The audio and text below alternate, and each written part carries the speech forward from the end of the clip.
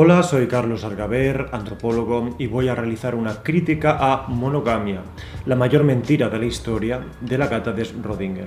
Rocío realiza una disertación donde trata de valorar si la monogamia es un gran engaño, que es la aseveración que da nombre a la miniatura. Es evidente que el estilo de vida monógamo que la inmensísima mayoría de la población elige está lleno de traspiés y de fallos. Así que hoy vamos a intentar entender si realmente la monogamia tiene un origen evolutivo o no, somos polígamos por naturaleza y estamos forzando a la especie humana a ser algo que no es. Y de hecho es justo esto lo peor del vídeo, el título del mismo, ya que la afirmación de que la monogamia es un engaño queda refutada en su propia exposición, pues comparte declaraciones de personalidades en la materia como Helen Fisher y Marty Heseltine, entre otros, que ya exponen que la monogamia surgió hace 2 millones de años, o que la inversión que supone la monogamia, en la que ambos progenitores se hacen cargo de los niños en sus primeros y más vulnerables años de vida, facilitó la supervivencia. A partir de estas evidencias, durante el vídeo, la exposición de Rocío transmuta a tratar de dilucidar ya no si la monogamia es un engaño, sino si es que... si somos 100% monógamos o 100% polígamos. Algo que no termina de corresponderse con el título y la miniatura del vídeo, con lo que es fácil ver clickbait aquí porque en la miniatura hace una afirmación que ella misma sabe que no es cierta. El resto del vídeo en sí no está necesariamente mal, especialmente porque traslada de los expertos muchas explicaciones por las que surgió la monogamia y cuáles son sus ventajas. Pero creo de interés confrontar algunos de los razonamientos que comparte en favor de problematizar la monogamia con tal de generar debate. El primero es el siguiente. Pero la realidad y los datos no engañan. El 67% de los matrimonios acaban en divorcio, el 50% de estos en los primeros 7 años. El dato que comparte probablemente sea el de España, que jugamos en la Champions League del divorcio. No son pocas las personas que emplean como argumento la alta tasa de divorcio para señalar la disfuncionalidad de la monogamia o su poca conveniencia. Pero afirmar que la monogamia no funciona porque muchas parejas se separan parte inevitablemente de la presunción de que una pareja no debe deshacerse nunca. Y esto es ni más ni menos que una creencia esencialmente cristiana. Con el cristianismo se sacralizó el matrimonio y se asumió como un enlace ineludiblemente perpetuo. Luego, si este se deshace, no puede entenderse de otra manera que como un fracaso.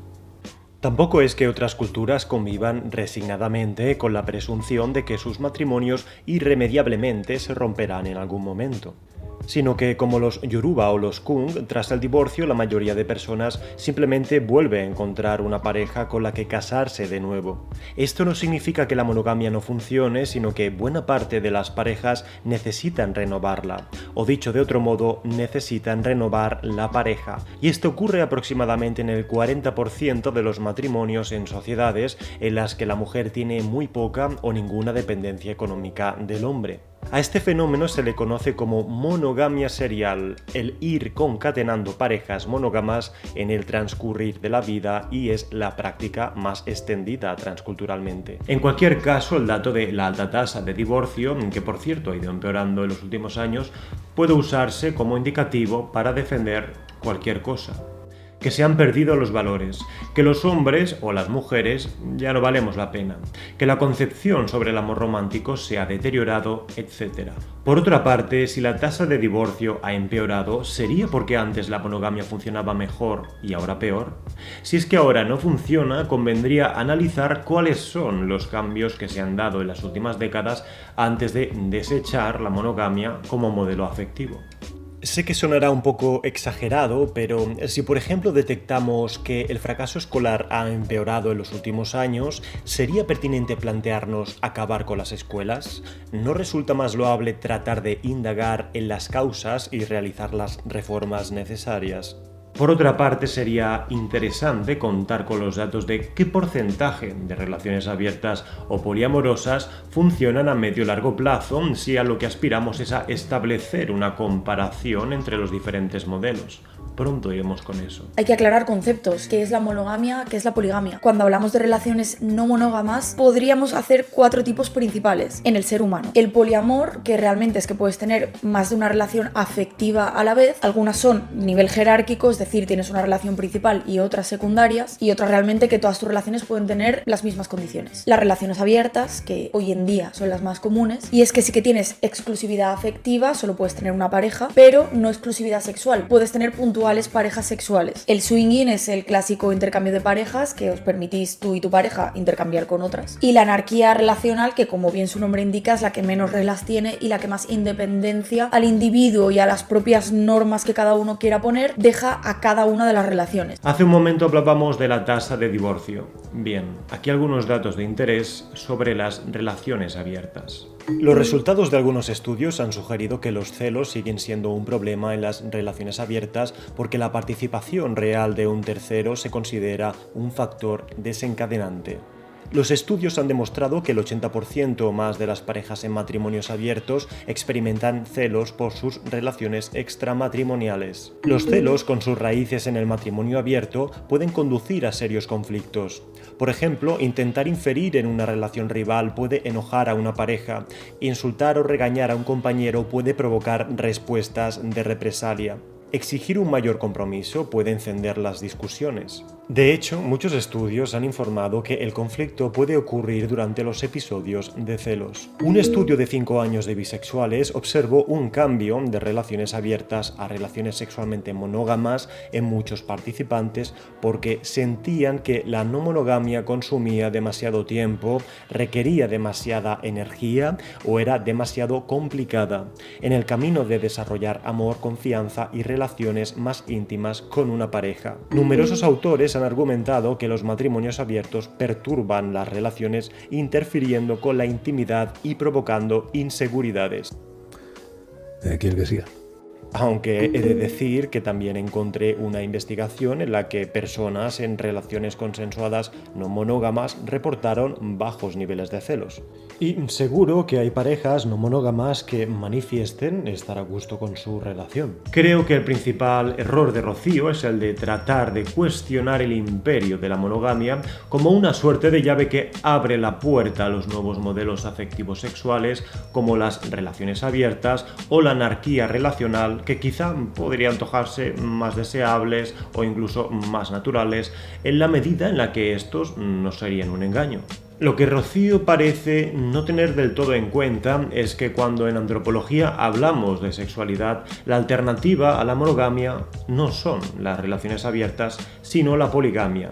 Y si la intención es tratar de averiguar cuál es nuestra naturaleza sexual a través de cuáles son los modelos de relación que más se practican, indudablemente después de la monogamia, la alternativa es la poligamia, que no poliamor.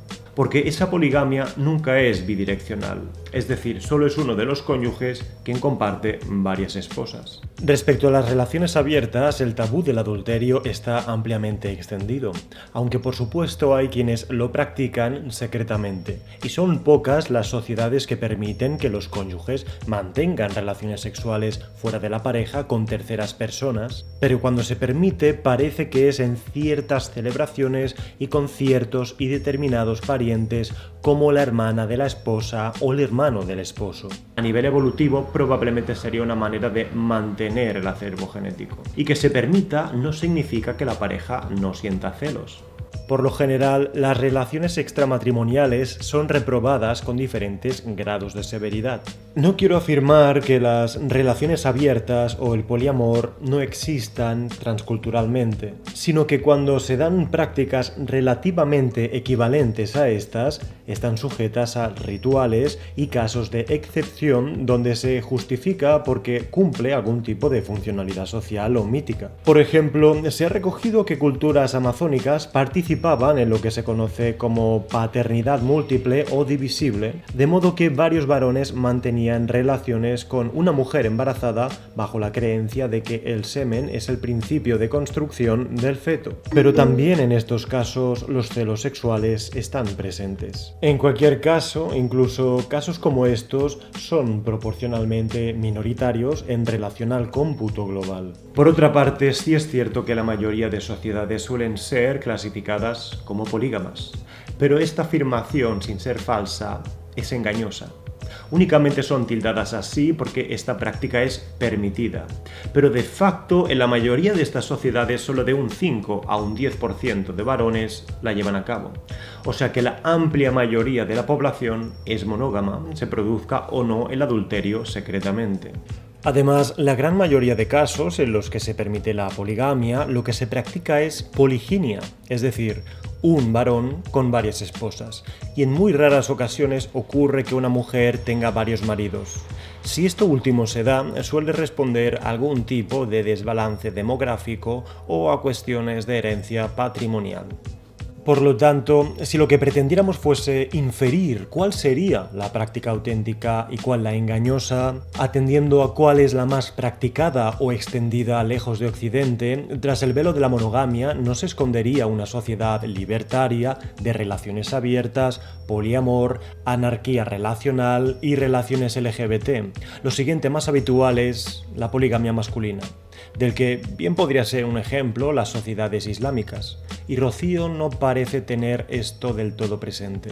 En este aspecto la monogamia gana por goleada porque no solo es el modelo más extendido a través de las culturas, sino que porcentualmente, en cuanto a número de practicantes globales, también lo es muy ampliamente. El vínculo de a dos es una característica del animal humano y está lejos de ser un engaño o una imposición, lo cual no significa que no pueda ser impuesto. Parece que las sociedades cristianas impusieron la monogamia a los nativos americanos polígamos cuando conquistaron sus tierras, junto con todo el acervo cultural del conquistador, por supuesto, pero el que pueda ser localmente impuesto no significa que la imposición esté en la génesis de la monogamia o que ésta sea una invención. Parece que enamorarnos, emparejarnos y casarnos se antoja casi inevitable, incluso cuando se dan coacciones activas para evitarlo. De hecho, respecto a estos nuevos modelos afectivos como las relaciones abiertas y el poliamor, cabe decir, para empezar, que realmente no son nuevos.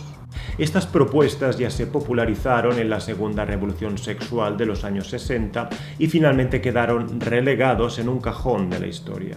Estoy firmemente convencido de que la razón por la que de nuevo han saltado a la palestra no responde a que ahora nuestras sociedades sean mucho más virtuosas, nos hayamos consagrado la libertad o se esté gestando una rebelión contra los dictámenes de la sociedad, sino que responde a una razón escrupulosamente material: la estandarización de los smartphones como catalizadores de las relaciones y la brutal conectividad que ofrecen, junto con el amor líquido que nos invita a relacionarnos en red de manera cíclica.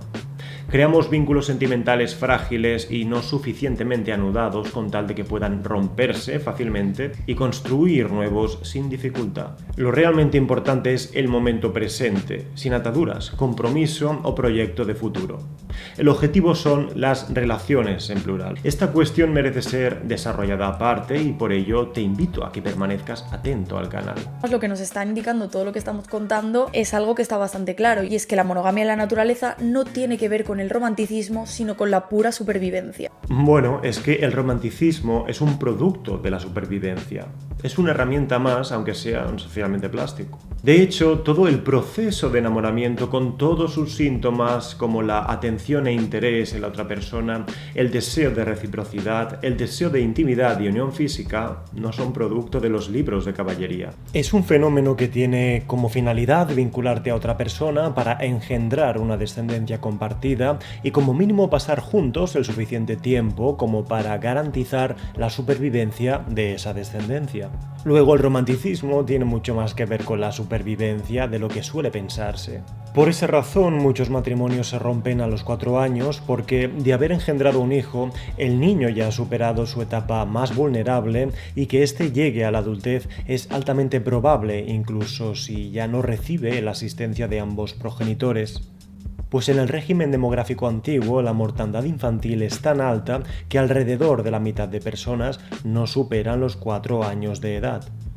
Luego la monogamia se antojó como un eficaz mecanismo para concentrar la asistencia en esa descendencia compartida. Cuando observas a los polígamos, hay mucha más diferencia de fuerza y de tamaño entre machos y hembras, hay menor esperanza de vida en los machos, puesto que al final son más agresivos, tienen que competir por la reproducción y por la supervivencia, hay menor esperanza de vida de las crías y la hembra se encarga de toda la crianza, vamos, un chollo para ellas. Sin embargo, en las especies monógamas sociales se comparte la crianza de las crías, por lo tanto la supervivencia y la protección es mayor. Bien, argumento a favor de la monogamia. Entonces sí que parece ser que al menos la monogamia fue una de las estrategias de supervivencia de nuestra especie desde hace muchos miles de años. Y evidentemente todo eso influye en lo que somos hoy en día. Cerca del final del vídeo parece que concluye con que tendemos a emparejarnos, por lo tanto, si reconoce implícita, aunque no tan explícitamente, que tenemos una tendencia a la monogamia, pero que no seríamos monógamos sexuales, deduzco que en tanto en cuanto fantaseamos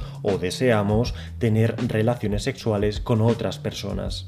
Y aunque esto se dé en muchos casos, lo que no analiza Rocío es qué tan viable es desvincular la monogamia social, es decir, el vínculo de pareja, de la sexualidad y entregarnos a encuentros sexuales con terceros. Desde mi punto de vista, ambas cosas no pueden desvincularse así como así, porque muchos elementos del amor romántico, como es el pacto que se da de compartir la intimidad sexual de manera exclusiva, de reciprocidad e incluso los celos, tienen de hecho por finalidad que prefieras no exponer tu vínculo sentimental teniendo relaciones sexuales con terceros. Porque aunque exista el deseo de hacerlo, en muchas esferas de la vida, frecuentemente lo más placentero no es necesariamente lo más correcto. Y este es el punto que a mí me hubiese gustado someter a debate. Añade al final un extracto de su podcast donde habla de relaciones abiertas, poliamor, de la comunicación en la pareja para convenir los límites,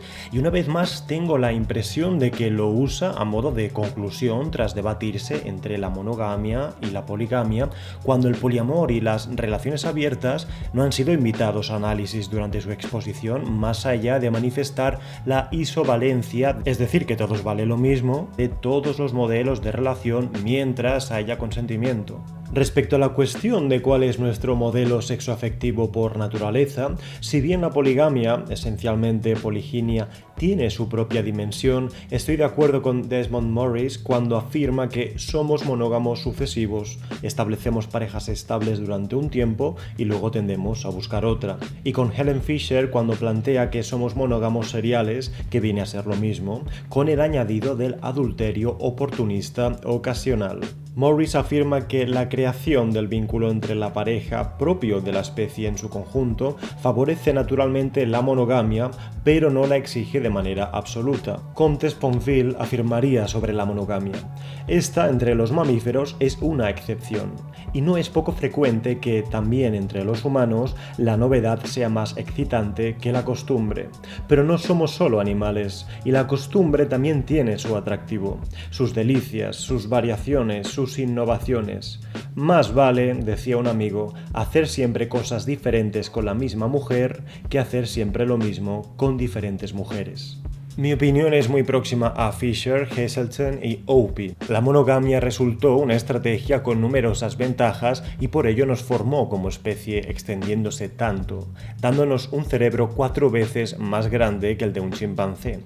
Aunque eso no excluya que podamos sentir deseo sexual por otras personas y el ser humano también pueda estar adaptado a la poligamia si las condiciones lo propician. No tengo nada en contra de Rocío, si no me equivoco es periodista divulgadora científica y me parece una buena comunicadora, pero sí observo esta voluntad rupturista con el modelo afectivo presente y admito que a mí particularmente me preocupa a dónde pueda llevarnos estos nuevos modelos que son más próximos a un experimento que a un presumible regreso a nuestra naturaleza, si es que algo así fuese posible, en un momento en el que parece que todo está mal y precisa ser reinventado. Si ves este vídeo, Rocío, espero que te lo tomes como una crítica amistosa. Tengo otras tantas reflexiones de valor sobre la monogamia que encontré entre algunos de los divulgadores más consolidados en la materia, pero creo que llegados a este punto lo dejaremos para otra ocasión.